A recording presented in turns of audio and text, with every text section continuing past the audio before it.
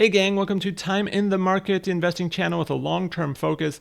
I want to take another look at Roku. The stock is down quite a bit in the last year, down about 20%, year to date down about 40%. A lot of peaks and valleys in this 1 year chart. If you look at 5 years out, big peak, big valley here. It's been stuck kind of in that $70 to $50 range for quite some time. And I want to see if it's going to climb out of it or if the market is just too difficult right now in the advertising space, because at the end of the day, Roku is kind of an advertising play. And that's what worries me about them in the advertising market that we're in today. If you look at Q1 earnings themselves, they were pretty good. 19% growth on both the platform and devices side. If you're not familiar with Roku, they make little streaming players that you can attach to your TV that you can use to access their operating system with which you access the various streaming services that exist.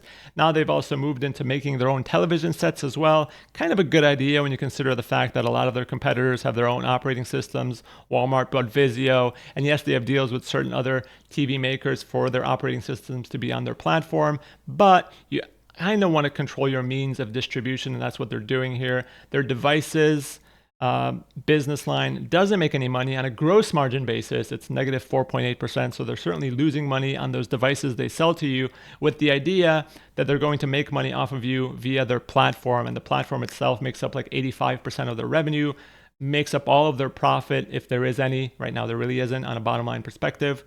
And that's really what's driving the future growth of this company. What you're buying here is you're buying the idea that the Roku operating system and the platform itself is going to continue growing. They added about 10 million users year over year, 14% growth. So they have about 81.6 million streaming households, 100 million plus actual users that are looking at those televisions.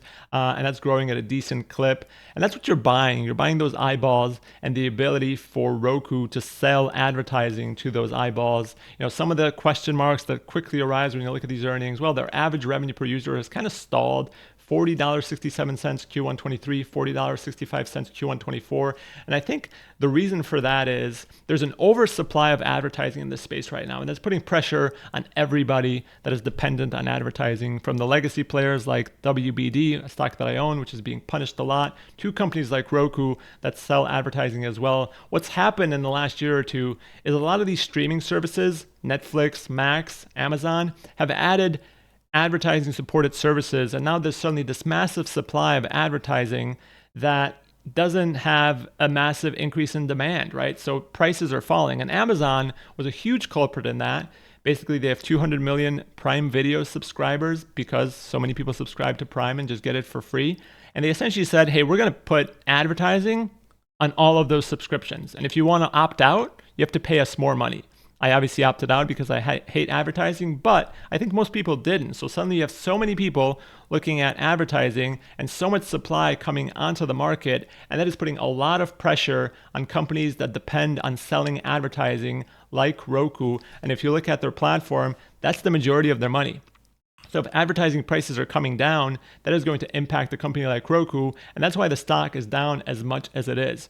Basically, Amazon also, despite doing not only doing that, but they basically said that we're putting this massive supply of advertising out there, and we're only going to charge you $30 per 1,000 impressions. And generally, what other streaming services have been doing was more in that $40 to $50 range. So more pricing pressure from Amazon, which is amazing at doing that, but is certainly putting pressure on a lot of other advertisers like Roku, like WBD, like Disney, etc. And I think that's going to be seen in the results as you move forward in the coming quarters. I think I wouldn't be surprised if average revenue per user actually comes down, if platform revenue is muted, and that's the guidance they gave for the rest of the year. They said Q2 is going to be okay.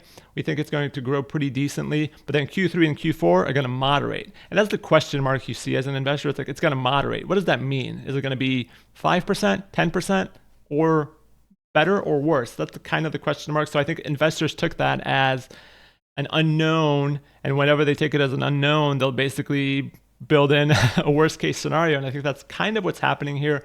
And it's probably not the wrong thing to do, because if there's so much supply coming on there, that's going to put a ton of pressure on the platform revenue on this business. And that's what's driving this business model. And yet, despite this growth, the other problem that you have here, despite slowing growth on the ARPU side, not only slowing growth on the ARPU side, but this is a business that's still not profitable on a GAAP basis. You look at loss from operations, 72 million. So they're losing 72 million in Q1. That's much better than the 212 million they lost in Q1 23, but still a very negative number. So if anybody is doing any screening for businesses that are profitable and growing at a good clip, Roku's not going to show up there because they're not profitable on a GAAP basis, on an earnings per share basis. And part of that is due to the fact that this includes a lot of stock-based compensation. When you look at, $500 million in annual losses or whatever this adds up to, 300 to 400 million of that is stock-based compensation. And that is a real expense, so it's not to discount it or anything like that, but that's one explanation for it. So when you look at the adjusted EBITDA, when you look at the free cash flow and you kind of remove that from the equation, that's starting to look very positive. So if you look at this as an investor who focuses on free cash flow and you start seeing, well, this is a business that's trading at 6.5 billion enterprise value. It generated $426 million in free cash flow in the last 12 months. Pretty interesting. That's kind of true, but also on the flip end, 300 to 400 million of that is stock-based compensation. So if you adjust for that, it's much lower. And even if you don't adjust for it, you have to account for the fact that they're diluting you by 200 to 300 basis points every single year as an investor, which is not a good thing. So they have to do something about that. They've started to do stuff about that. For example, they used to pay the taxes on that stock-based compensation with shares. Now, because of their free cash flow situation, they're doing it with cash. But this is a company with $2 billion of cash on their balance sheets. Why not institute a stock buyback?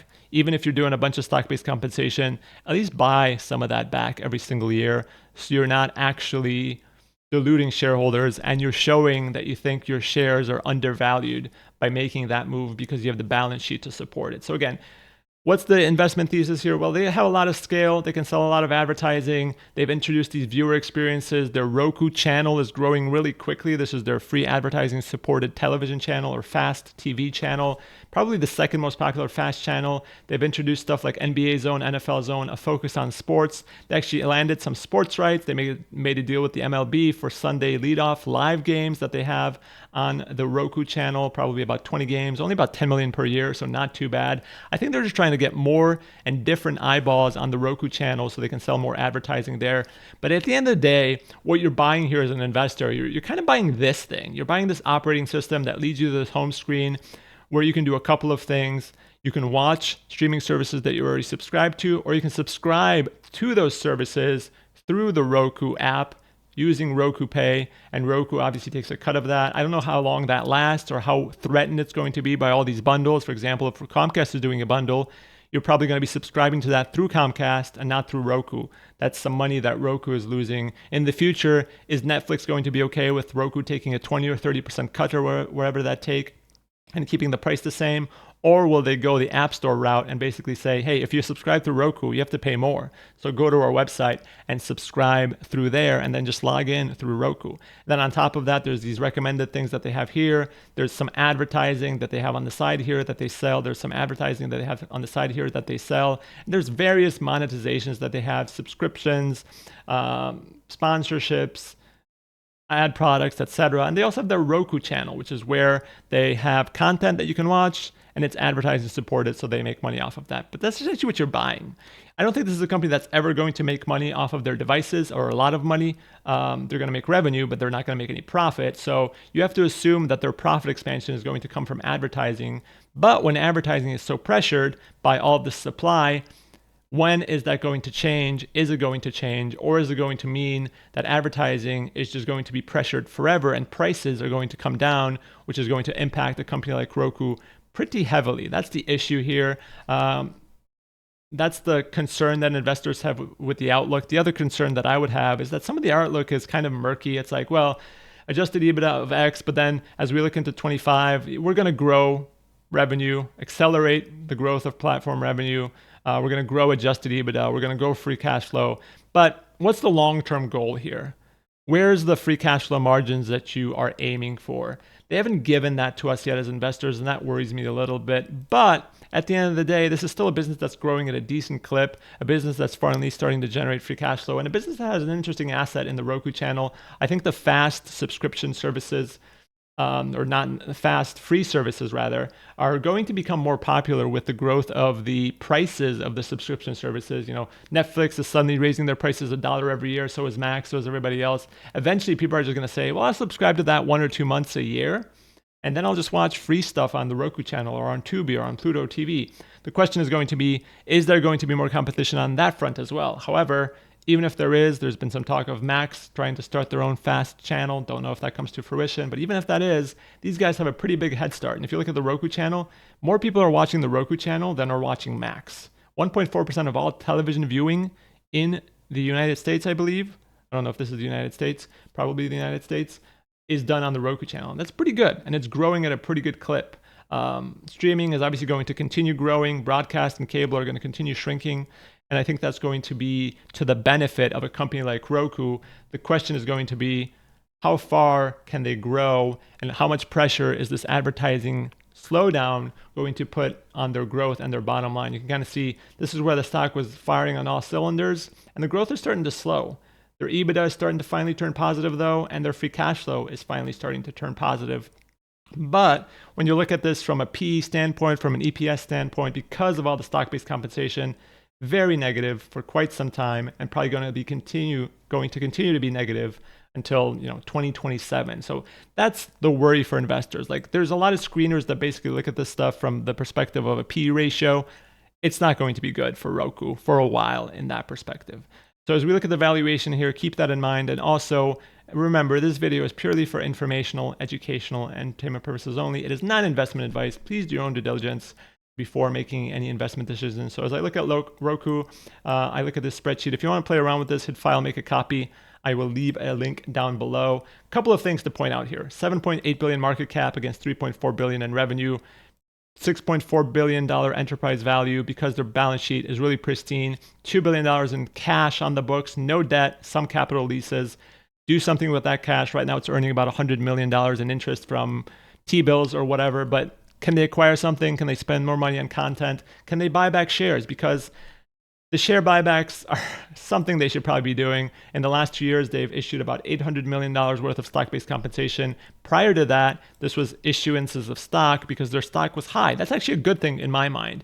They sold stock to raise that cash when the value of that stock was really, really high, probably overvalued in relation to where it should have been given their future potential. And now that it's started to slow, they're in a spot where their balance sheet is really pristine. They can do something with it, just haven't just yet. So it's TBD on what they do. The problem until that happens, though, is that they're diluting shareholders to the neighborhood of 400 million a year. So as I look at their buybacks in the future, I kind of have to assume that continues. $1.4 billion worth of dilution in the next 5 years. I think that's probably pretty conservative, pretty pessimistic. They'll do a stock buyback of some sort. They've already started doing some stuff with those taxes, like I mentioned, using cash to pay the stock-based compensation taxes versus using shares like they did before. So the dilution is going to be slightly lower, 200 basis points versus 300 basis points a year. But at the end of the day, they have so much cash. Buy back some shares to offset that and dilute shareholders less. As you look at their revenue growth, I'm kind of assuming 12% growth for next year, kind of slowing down to 8% growth in the out years here, probably slowing after that. As you look at free cash flow margins, we're talking about 3.8% free cash flow margins this year, probably moving up to 8 to 9 to 11% by 28. That's kind of my long-term estimate here. I think they are moving in the right direction when it comes to this. They brought in a CFO that's more focused on free cash flow not too long ago. They've cut back on expenses. Their margins are improving. They're not going to be EPS positive anytime soon because of that stock-based compensation. But on a free cash flow basis, they're there, and they're going to be able to generate free cash flow, maybe not after accounting for the stock-based compensation, but with that in mind, the cash flow is going to start growing. Assuming they use that towards buybacks or something of that nature, maybe dilution will actually end up being closer to zero by the end of this buyback period, but we shall see what they do with that money. As we look at the valuation, again, trading at 2.2% free cash flow yield, but again, that is expected to grow. As I look at a company like this, 8% growth in the out years may be a bit lower. Still, I think a 4 to 5% free cash flow yield seems pretty reasonable for a company like Roku. Some risks in there, but I think growth potential is there. And I don't think my estimates are too outrageous, too optimistic. So I'm putting about 50% of the weighting on the 5% yield, 50% on the 4% yield. And with that in mind, I got about a 10.3% expected return from here at the $53.97 price point that it traded at the end of the day today. Gets me to a fair value about $55 at a 10% target return. kind of in line with what I had last time. I think my estimates are actually better a little bit than last time because I think I saw a bit more with the Q1 earnings release in terms of their movement towards free cash flow margin improvement and profitability, at least on the free cash flow side, which is a good thing for me. But there's potentially some headwinds on the revenue growth side that I might be a bit too optimistic about if the supply outstripping demand continues for multiple years. Growth here could be a bit lower. And again, what you're buying here is primarily the platform, so you have to be okay with that. You have to assume that the Roku channel is going to grow, become more popular. You have to assume that they're going to continue grow and continue to have the ability to drive subscription through their platform and get a cut of those subscriptions as much as they have been today, and then sell and improve the type of advertising that they get. I think they also have shown that they have some supply side issues, demand side issues rather. They've partnered recently with the Trade Desk to kind of get more advertising in the door, sell more advertising, because like I said, the supply is high. And that's going to cause a problem for everybody. It's not just these guys. And when I look at a stock like this and I question myself, do I want to buy Roku at what's about a 10% return? I sort of look at the rest of my portfolio. I already have Google. I already have Amazon. I already have Apple. I already have Warner Brothers Discovery. I probably have other companies that I'm forgetting about that are sort of in this advertising space that Roku is in. So do I want to add something that's sort of in that space already that I have a lot of exposure to? And maybe at 10% the answer is no. But if you don't have a lot of exposure to this, maybe the answer for you is yes. Again, not financial advice, so do your own due diligence on this stuff. But to me, this seems like a reasonably fair price for a pretty decent company. I think Roku, as far as these streaming boxes go, as far as these streaming OSs go, is probably the best in breed. And they probably have the ability to grow their Roku channel better than some of these other players because of the amount of eyeballs that they have inherent to their operating system. And they can kind of put that out front for you and say, hey, this is recommended to you. Go watch something on the Roku channel. Watch some advertising so we can make some money.